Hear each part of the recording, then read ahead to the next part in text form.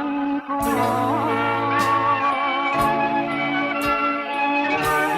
ថ្ងៃចិនបងចាំតែអូនទេ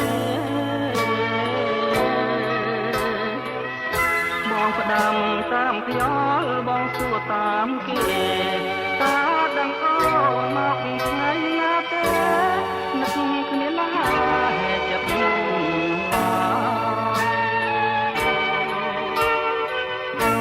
បងមើលតែមេឃថ្ងៃនេះថ្ងៃតែចាំមើលតែផ្លូវ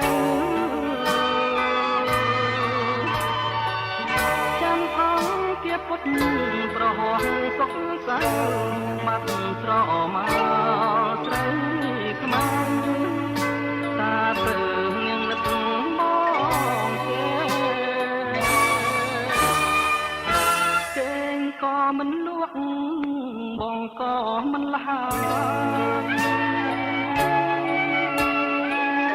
ណាយដែលធ្លាប់កាយខ្លាយជាគ្មានន័យនឹករឿងស្រស់ស្រស់ត្រណោះតែជ្រៃបងមកមើ